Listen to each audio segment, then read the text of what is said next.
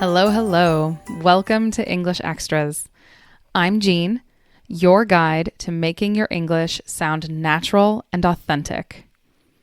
This podcast is all about helping intermediate and advanced learners move beyond textbook phrases so you can express yourself with confidence. Want to follow along with today's episode? Check out the transcript linked in the description. It's packed with key vocabulary, definitions, and example sentences, as well as links to additional resources to help you take your learning to the next level. Ready? Let's get started. Christmas is definitely the most popular holiday in America. It may be just one day on the calendar, but in reality, it's an entire season. Of course, Christmas is not the only holiday celebrated in the winter in America. There's also Hanukkah and Kwanzaa. The reason I chose to talk about Christmas is because of how pervasive it is in American culture and because it's what I celebrate. The one thing I want to mention before we get started is there is a lot to Christmas.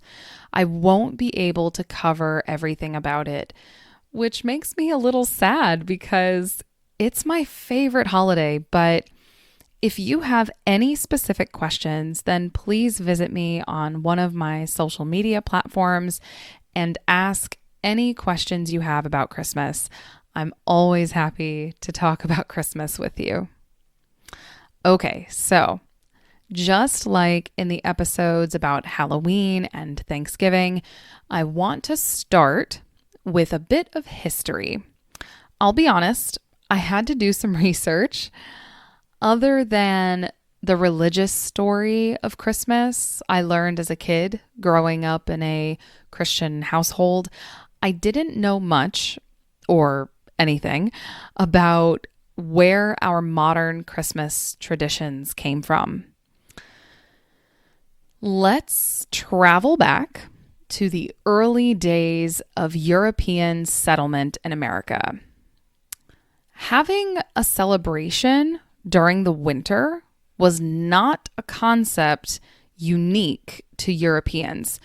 Before European settlers arrived, indigenous communities, today called Native Americans, already had winter solstice traditions that celebrated the darkest time of the year. When the first European settlers landed, Christmas looked completely different from what we know today. Take the Puritans, for example. Puritans were a group of English Protestants who arrived in the 1600s. They weren't exactly fans of Christmas. In fact, the state of Massachusetts actually banned Christmas celebrations from 1659 to 1681. They thought the holiday was disruptive and too close to pagan traditions. The first documented Christmas was in December 1607 in Jamestown, Virginia, before America was even a country. As waves of European immigrants arrived, they helped transform the holiday into something that looks more like our modern Christmas. The Dutch, people from the Netherlands, were particularly influential. They brought the Sinterklaas tradition, which gradually morphed into the Santa Claus we know and love today. This character of Santa Claus essentially evolved by blending European folklore with American imagination. Dutch settlers also brought with them early gift giving customs that are now a foundational part of the Christmas tradition. German immigrants made equally significant contributions. They popularized the Christmas tree tradition and the practice of decorating the trees and around the house. But how did we get to today? Well, there was a turning point in 1823 when a poem titled A Visit from St. Nicholas by Clement Clarke Moore secured the modern image of Santa Claus. Then, in the 1840s, Christmas cards became mass-produced, which further created a standard of what the holiday looked like. By 1870, Christmas became a federal holiday. But of course, it wouldn't be America if capitalism didn't get involved. Between 1890 and 1920, Christmas became commercialized. Businesses began to recognize the economic benefits of the holiday, creating marketing campaigns and large-scale gift-giving traditions that would define American consumer culture. It was because of this process that we have the image of Santa Claus as an old man with a big white beard wearing a red suit. It came from a marketing campaign in the 1930s from none other than Coca-Cola. After World War II, Christmas became less about religion and more about family gatherings, gift giving, and shared cultural experiences. So today, while the religious imagery of Christmas is very popular, the holiday has become more inclusive. So Christmas looks like whatever is best for you and your family. Everyone has their own special way of celebrating. Of course, just like Thanksgiving, one of the centers of Christmas is the food. Christmas dinners often have dishes similar to Thanksgiving, but sometimes many people prefer ham instead of turkey. That's what my family was like. We had turkey for Thanksgiving and a spiral cut honey baked ham for Christmas. Oh, my mouth is watering just thinking about it. But of course, this is America, so there are some regional differences. If you live in the Northeast, you might have more seafood at Christmas dinner, for example. There are a lot of flavors and smells closely associated with Christmas. The first that comes to mind is peppermint. As December begins, you can see coffee shops roll out their peppermint flavors, as well as cinnamon and nutmeg.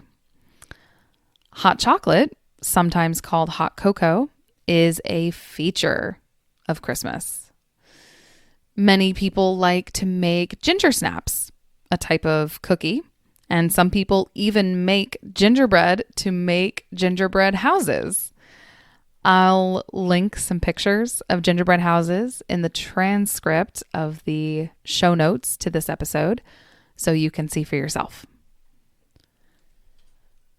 The topic of gingerbread houses is a nice segue into decorations. I would say 75% of Americans decorate their homes in some way for Christmas. Some people have a very minimalist style. Some people are more traditional, and others are over the top. For my husband and I, for example, we are more minimalist because our townhouse is not very big, so we can't keep many decorations. But if we get a house one day, I want to decorate properly for the holidays. Now, the centerpiece of Christmas decorations is the Christmas tree. In my experience, most people have an artificial tree.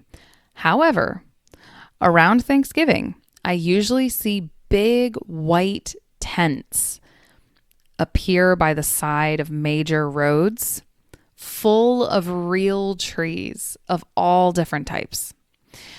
And while you're driving around, especially in early December, you will probably see one of those trees on the top of someone's car as they take it home. There's typically a whole ritual around decorating your home for the holiday. When you get the tree, for example, families will usually decorate it together, and the ornaments, that's what you call the small decorations that hang on a tree, the ornaments can be themed so they all match, or they can be homemade. It's common for children to make Christmas ornaments at school in December. Of course, that's just the inside of the house. Many people choose to decorate the outside of their homes as well. Even before Thanksgiving, in November, I saw a lot of Christmas decorations outside my neighbors' houses. There are big inflatable reindeer, Santas, and one house has a plastic Santa hanging from the roof. And lights. So many Christmas lights everywhere. So we discussed food and decorations. Now let's talk about movies. Christmas movies are an entire genre, and there are hundreds, if not thousands of them. Some of the classics are It's a Wonderful Life, Miracle on 34th Street, A Christmas Carol, and A Christmas Story. Some of the modern classics are How the Grinch Stole Christmas, Home Alone, and Elf. Some of my recent favorites include Last Christmas and Red One. Christmas time is all about stories in general, really, not just movies. For example, there's the story of Rudolph the Red-Nosed Reindeer.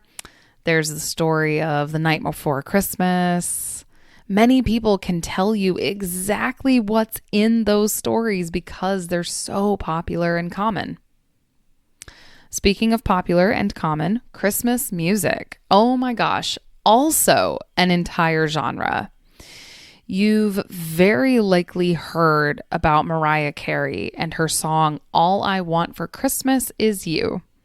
Because the song is so popular and because it's the reason Mariah Carey is still known, people joke about how she defrosts or thaws at Thanksgiving in time for Christmas, like she's frozen the rest of the year.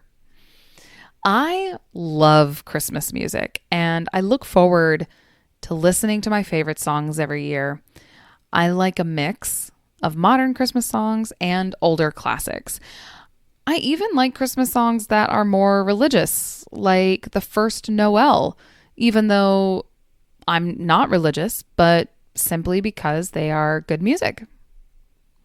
Speaking of religion, there are two big sides to Christmas, the religious side and the non-religious side.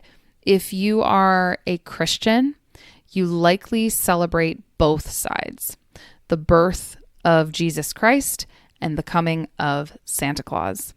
If you are not Christian, then you probably only talk about Santa Claus. Or if you're like me, an adult who is not Christian and does not have children to tell the story about Santa, then you simply enjoy the good vibes. If you're Christian, however, there are many more traditions surrounding your Christmas. Many Christians attend a special church service on Christmas Eve or Christmas Day.